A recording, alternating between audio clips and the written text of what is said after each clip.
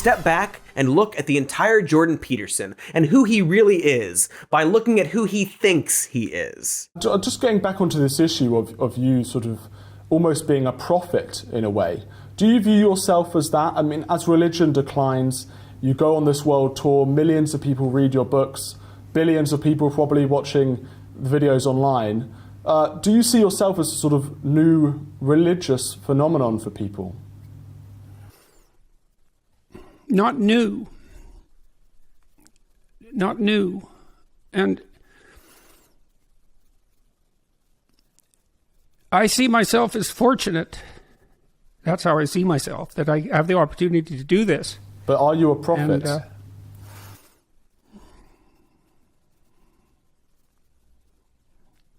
see, to say yes or no, I have to think about how I might be conceptualized, how what I'm doing might be conceptualized. No, I think I see myself as a psychologist, and fundamentally, I am a psychologist. I'm a behavioral psychologist. Oh, thank God he figured it out. When asked if he's a religious prophet, Jordan Peterson stares off into the middle distance for the better part of 15 seconds before finally concluding that no, he's not. And you really have to wonder what the was going on in that head of his for all of that time. And to do that, first we need to go all the way back to that Bernard Schiff op-ed, saying that Peterson was more like a preacher than a teacher, and point out that this article actually starts with Schiff claiming that Peterson told him that he's interested in buying a church to deliver sermons every Sunday. Because that's why Peterson, a psychology professor and self-help guru, loves to venture into subjects he absolutely has no business venturing into. He has a passionate belief that, based on bad lobster science, there is an indisputable hierarchy to the world, and that it runs through everything and is part of a natural order that cannot and should not be changed. And it just so happens that this natural order proves that capitalism and inequality are good and natural. The patriarchy is fake, and the traditional marriage is unchangeable. He believes it no differently than a person might believe in God. And hopefully, he's moved on from when he was a teenager and lost a school election and said, "I won't be happy until I'm prime minister." But boy, it sure seems like he's very, very close to graduating from a self-help teacher to a self-proclaimed prophet, otherwise known as a cult leader. I'm the embodiment of a set of ideas, just as we all are. We're all embodiments of sets of ideas, and those ideas aren't mine. They're the collective ideas of the human race in some sense, and to the degree that I can articulate them properly for this time and place, to the degree that I can be wise in my generation, a biblical phrase, a very astute biblical phrase, then I can communicate those ideas to myself and to other people, but I don't want to be mistaken for their source. I'm not their source, and I'm very aware of that, and I do what I can to make that clear to myself, and my family helps me out with that a lot. They understand the danger as well. Ah, yes. You see, he is a mere vessel for the truths of the universe and needs to be reminded of that by his family. Nothing up there.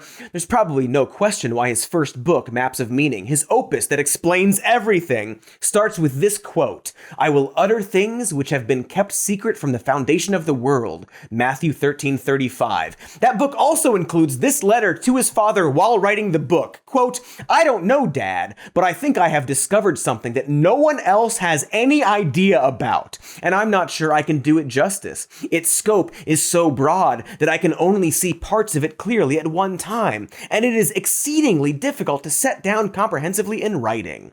On the subject of his family in that aforementioned op-ed, probably one of the more concerning bits was that Peterson also told Bernard Schiff that his wife, quote, "had a dream, and sometimes her dreams are prophetic. She dreamed that it was 5 minutes to midnight." And that's unsettling in like 5 different and individually wrapped ways. Jordan has a big relationship with dreams. If you recall, this all started with him having apocalyptic nightmares, and he still heavily mystifies their origins, seemingly with zero patience for any scientific explanation of them. And so Jung got very interested in dreams and started to understand the relationship between dreams and myths, because he would see in his clients' dreams echoes of stories that he knew because he was deeply read in mythology. And then he started to believe that the dream was the birthplace of the myth, and that there was a continual interaction between the two processes, the dream and the story, and storytelling. And, well, you tend to tell your dreams as stories when you remember them. And some people remember dreams all the time, like 2 or 3 a night. I've had clients like that, and they often have archetypal dreams that have very clear mythological structures. I think that's more the case with people who are creative, by the way, especially if they're a bit unstable. There's something going on inside you that you don't control, right? The dream happens to you just like life happens to you. I mean, there is the odd lucid dreamer who can, apply a certain amount of conscious control, but most of the time you're laying there asleep and this crazy, complicated world manifests itself inside you, and you don't know how. You can't do it when you're awake. And you don't know what it means. It's like, what the hell's going on? And that's one of the things that's so damn frightening about the psychoanalysts, because you get this both from Freud and Jung, you really start to understand that there are things inside you that are happening that control you instead of the other way around. There's a bit of reciprocal control, but there's manifestations of spirits, so to speak, inside you that determine the manner in which you walk through life. And you don't control it. And what does? Is it random? There are people who have claimed that dreams are merely the consequence of random neuronal firing, which is a theory I think is absolutely absurd because there's nothing random about dreams. The theory Peterson is dismissing at the end there is that we largely give order and story to our dreams after we wake up, and the dreams themselves are like inkblot tests of random ideas and images floating in our brains. Again, just a theory. I personally believe dreams are the farts we smelled during the day, but Jordan is far more interested in dreams as some kind of higher power, and he links this with the idea of the collective unconsciousness by giving probably the worst example he could create. Or maybe you dream up a nightmare and try to make that into a reality, because people do that too if they're hell-bent on revenge, for example, and full of hatred and resentment. I mean, that manifests itself in terrible fantasies. Those are dreams, then people go act them out.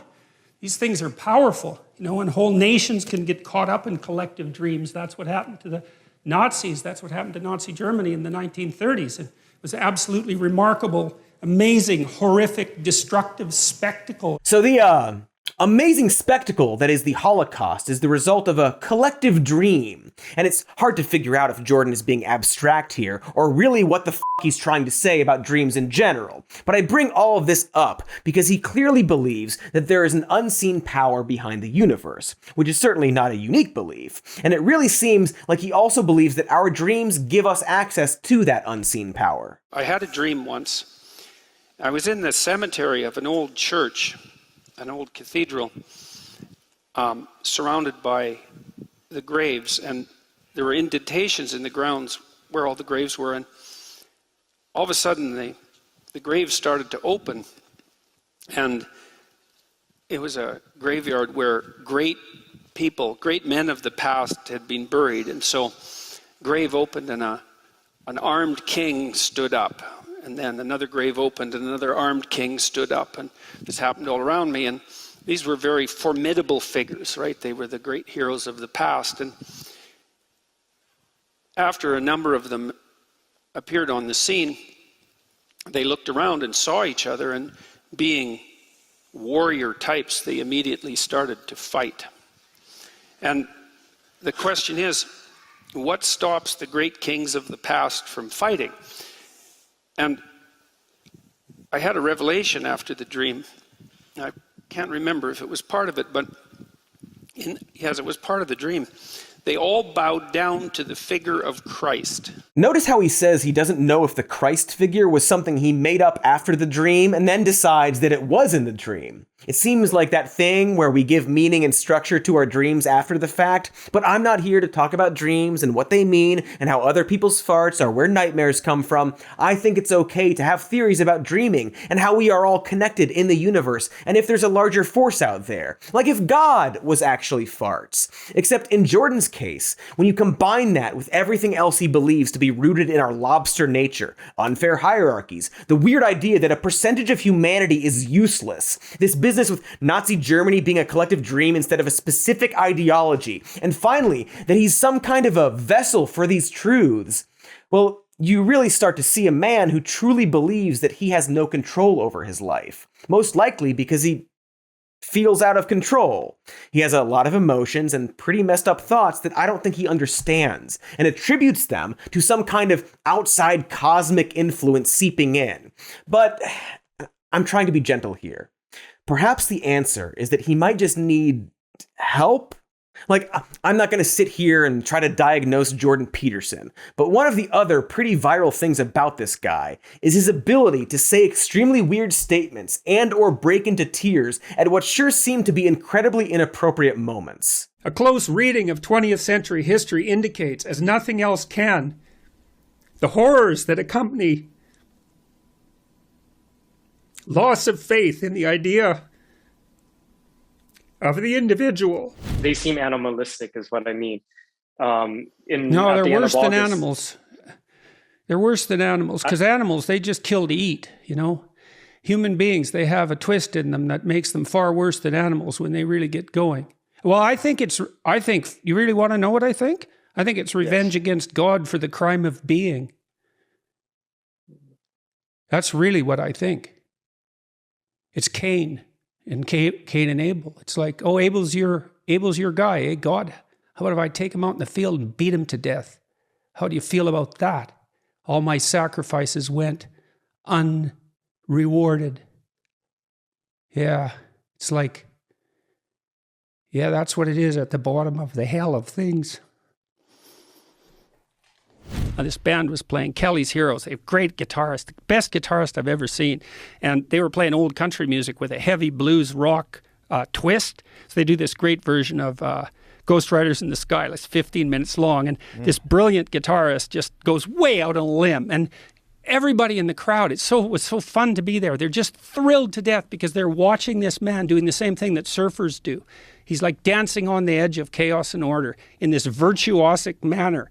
And everyone is so taken by that it just lifts them out of the normality of their existence. You know, you see this joy just transfuse them. And again, I don't know, man. It's okay to cry. It's good to cry. Just like it's okay to find meaning in dreams or farts or religion or religious farts. And most of all, I don't really want to attack someone for having mental health issues or suffering hard times. But we're talking about a guy who, after opting for an all-meat diet and lying about not sleeping for 25 days after having a sip of cider, fell into depression and benzodiazepine addiction after having himself put in a medically induced coma in order to rehabilitate. He just doesn't seem like a guy in control of his life and should probably seek serious help instead of trying to continue this right-wing anti-trans self-help shtick. He seems, quite frankly, overwhelmed by it all. I've been very ill for quite a long time, and it's not obvious why, but I think one of the sources was that I just was overwhelmed by insight into misery. I saw so many people that were so, grateful is part of it to me. I mean, I had somebody called me this week. He just got my number sort of randomly, and he said, "Who is this?" I answered the phone. He said, "Who is this?" I said, "No, who is this?" Since he was calling me, and he said, he told me his name. He said, "Are you Dr. Peterson?" I said, "Yes." He said, "Really?" And I said, "Yes, really." And he just burst into tears, and he just sobbed for 5 minutes uncontrollably, apologizing. And then he said his grandmother had died and his mother, and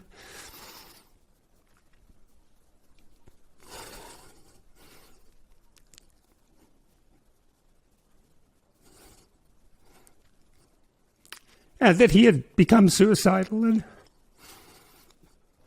that my lectures, he'd watched a lot of them, and that had helped him, guide him through that. And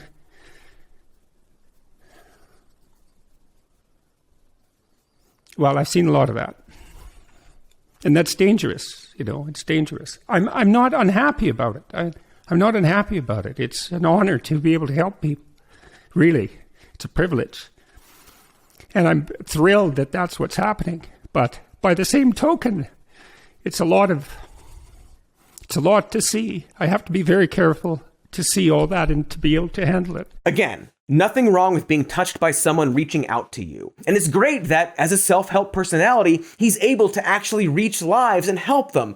But Jordan has very clearly extended the importance of his role as some kind of spiritual Christ-like figure, feeling the feelings of his followers so much that he sees himself as a sort of martyr, literally becoming ill for you, when the reality is that he's probably just a guy in over his head. And I think it would be one thing if he was just a spiritual leader or psychology professor or self-help dude, but again, he's clearly not that. Since boldly standing up against pronouns, Jordan Peterson has slowly morphed into this weird right-wing grifty culture war figure. And it's clear that he's found more success as this figure than he did when simply focused on self-help or as a teacher. I would argue that he was probably too unstable for those professions, burnt out pretty fast, and then found that being paid to ramble about Twitter bans on the brand new Daily Wire Plus to be way more lucrative. Why did I decide to do this? And what does Daily Wire Plus offer? First, I like working with Ben Shapiro and his crew. Second, I like the unabashedly shameless capitalist ethos of the Daily Wire crew. They made me a great deal financially. He literally just says that they paid him a lot of money. Also, yeah, totally not a right-winger on Ben Shapiro's The Daily Wire. Hey, thanks for watching that clip. Here's the evergreen end plate to ask you to like and subscribe. It's any day of the year where you are.